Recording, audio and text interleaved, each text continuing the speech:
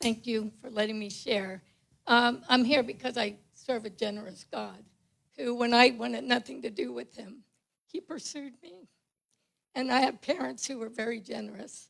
They had our friends in our homes, and they opened their home to a family as they moved from Brooklyn, New York to the country. And then 29 years ago, when I became a single mom, they opened their home to me and my 4 kids who were 7, 11, 12, whatever. They were little, 5, 7, 11, and 13 in a 3-bedroom, 1-bath house for 6 months. So I've been the recipient of generosity.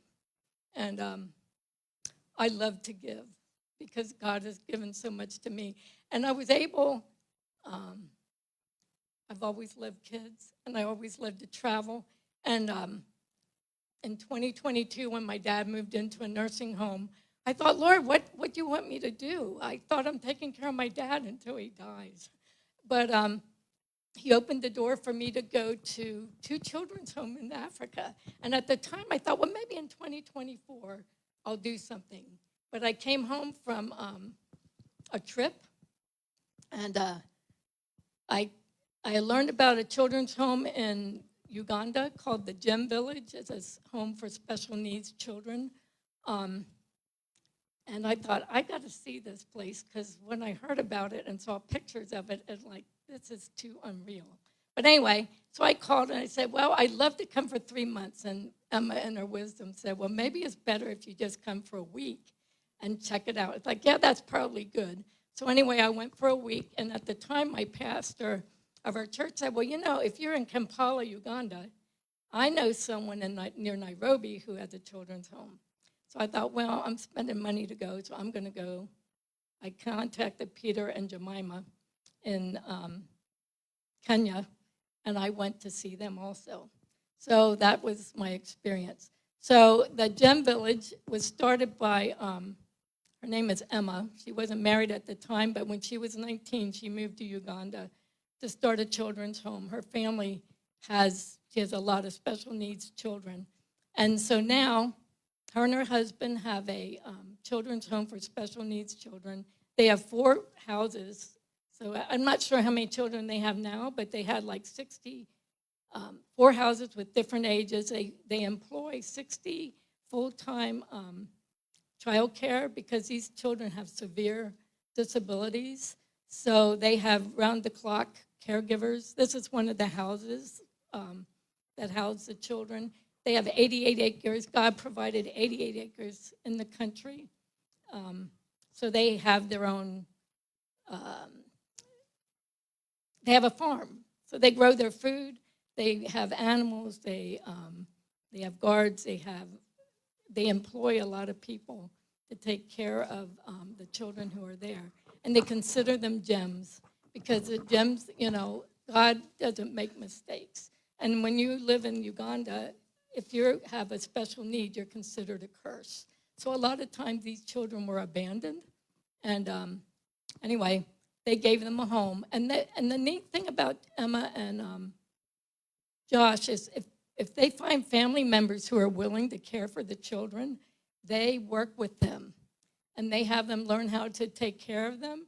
And then they also provide their medical needs and everything that their medicine and medical needs, because they know that a family is better than a home. But anyway, this was from when I was there. There was a group of 13 of us who went, and we did a lot of different things. I got to do things probably that I could never do in the States because I was able to feed children with feeding tubes and stomach tubes and just love them. And the neat thing is they understood and they sensed the presence of God. A lot of them, they couldn't speak. Some of you didn't even know if they knew you were there, but they sensed the presence of God.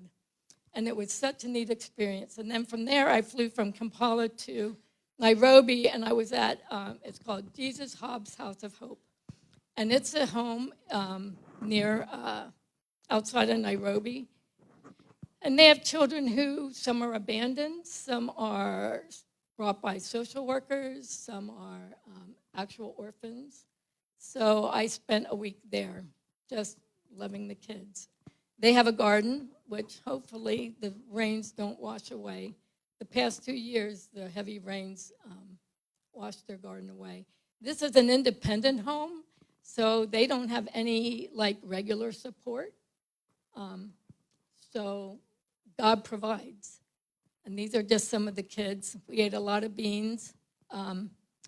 They have a boys' dorm and a girls' dorm, and they have a school. And once they get out of elementary school, they go to boarding schools. This is a picture of Jemima and Peter who run the home. And he had a desire because when he was young, a missionary gave him shoes. And so him and his wife had this home near Nairobi. And it was just very encouraging. I ate the food. Some of it's a little weird. But, you know, and when I was there, they didn't have a cook, and the kids cooked in this little shanty over an open fire, and they had their main food with ugali, which is like a porridge.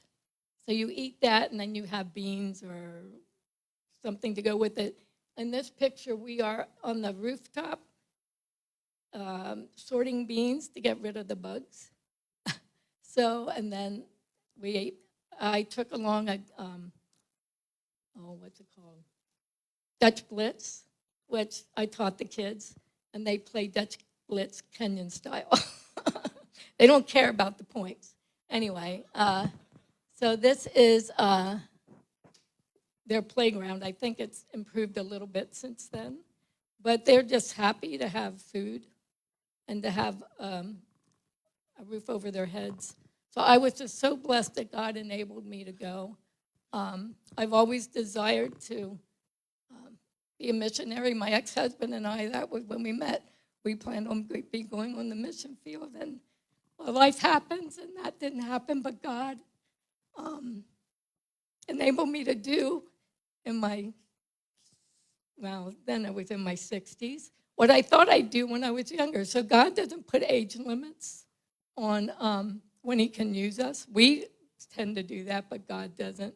And I'm just so blessed that he enables me to go overseas. And right now, haven't been going, but I do fundraisers. So I just had a sub sale, and we raised $622, which in Kenyan shillings, that's 79,778 shillings, which is a month wage. So that goes a lot further than it goes here. So I try to do them 3 times a year, and then I also do stuff here with elderly people with their gardening or whatever, because I just love to give, because God gives to me, and as we give, it's a way to show his love and compassion. Thank you.